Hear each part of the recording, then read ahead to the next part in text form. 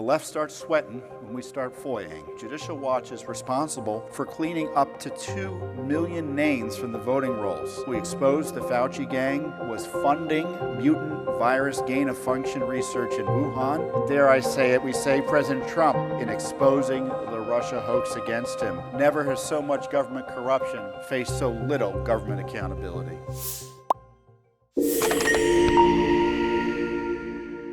This is a man who has used FOIA like a mighty sword to bring down the obfuscators and the weenuses. So he has been instrumental in bringing to light things like Hillary's emails and Dr. Fauci's gain-of-function research. It's not gain-of-function, it's science. Okay, you don't understand science because it's not gain-of-function. It's something completely different called gain-of-function. If you knew science, you would know.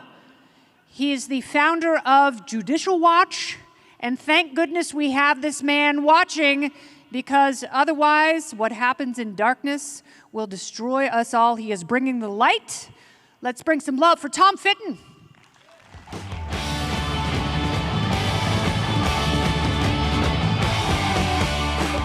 Hello, FreedomFest. Thanks for having me. Well, as Kennedy said, Judicial Watch is your watchdog in Washington. I'd hate to think where our nation would be without Judicial Watch. Hillary, Bill, Barack, Joe, Al.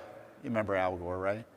George W., Dick, Nancy, Adam, Eric, Chuck, Schumer, that is. All those politicians have faced accountability and investigations from your friendly neighborhood Judicial Watch. And, let me give you some idea about the consequences of our work. President Hillary Clinton, not. Judicial Watch changed history by uncovering Hillary's emails. Sorry, Hillary. Dare I say it, we say President Trump. President Trump could have been driven out of office by the deep state Obama, Clinton, Biden gang if Judicial Watch hadn't taken the lead early in exposing the Russia hoax against him. We exposed key elements of the worst corruption scandal in American history, which was the Obama-Clinton gang seditious conspiracy against Trump. Obama was in on it, Clinton was in on it, Biden was in on it, Comey was in on it, Brennan was in on it, McCabe was in on it, Strzok was in on it, Clapper was in on it, Schiff was in on it. The FBI and DOJ were in on it. The CIA was in on it. The State Department was in on it. And now Garland is in on it. And Soros's buddy Alvin Bragg is in on it. And of course, Jack Smith is now in on it. And they're all part of the worst corruption scandals, I said, in American history. They all are in on the truth that Trump is innocent. But nevertheless, they smeared and spied on him. Now they want to jail him on the eve of an election. Nixon is a saint compared to this crew that wants to make Trump and other innocent Americans political prisoners of Rico Joe.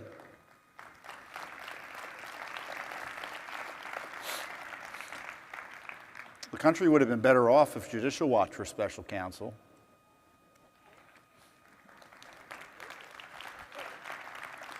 Durham's investigation was a fail. We didn't need a report, we needed prosecutions. Never has so much government corruption faced so little government accountability. The left, though, is telling us what to do, right? They're targeting groups and citizens and issues, and it's alerting us to what we should be defending. The left is attacking parents who are trying to hold school boards accountable for the targeting of their children with Marxist anti-American critical race theory. That means we have to embrace the rights of parents to direct the education of their children. The left is attacking government transparency by, again, attacking parents, honest members of Congress, there are a few, and other citizens for daring to ask questions about what our government is up to.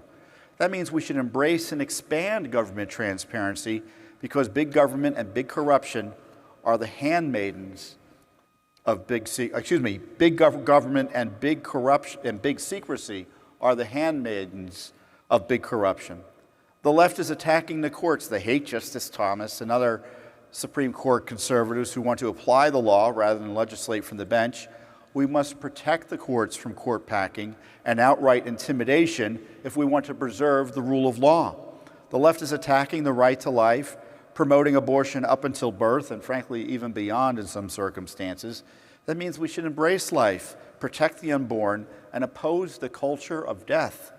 The left is attacking sovereignty and citizenship, with Biden allowing an outright invasion of America.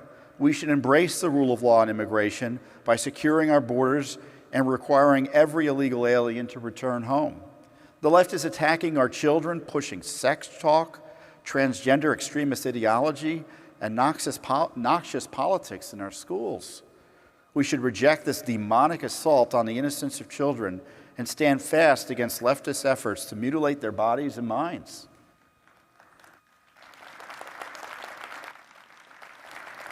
And I'm sure you're talking about this week. The left is attacking the First Amendment and free speech like never before, especially online.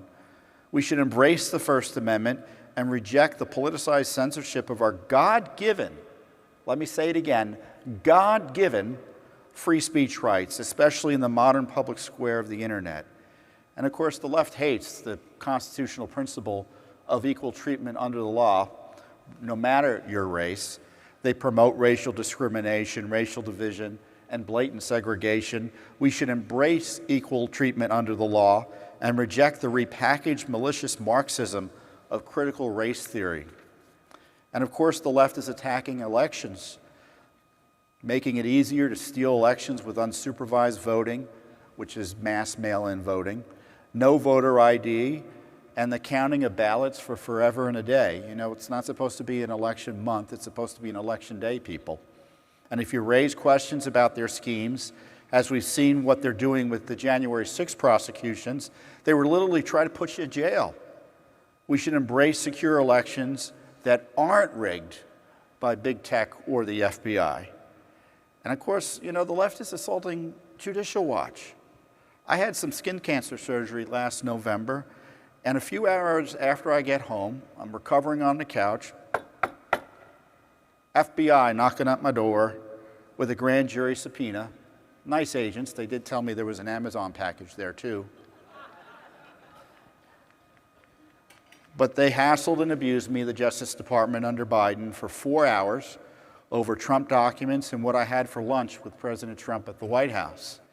It was a partisan fishing expedition that lasted 4 hours. It was like being on MSNBC or a CNN town hall for an afternoon. It was that bad. But let me be clear.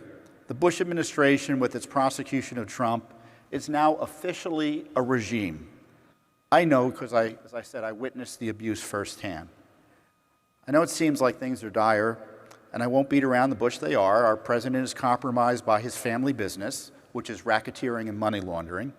Cocaine in the White House is the least of his corruption problems. In addition to the corruption crisis, we're in a revolutionary period where these communists think that they can undo our Republican form of government. All I can say is thank heaven for Judicial Watch. Judicial Watch is America's largest and most effective government watchdog group. The left starts sweating when we start FOIAing. We smash through stone walls to get to the truth. For example, we exposed the Fauci gang was funding mutant virus gain-of-function research in Wuhan. And mutant, by the way, is their word, not mine. Judicial Watch also stands strong for free, fair, and honest elections. Earlier this year, LA County removed 1.2 million names, dirty names, from their voter rolls, thanks to a Judicial Watch federal lawsuit settlement. And that was followed up by settlements in other states. And just within the last year or so, Judicial Watch is responsible for cleaning up to 2 million names from the voting rolls. And more is coming.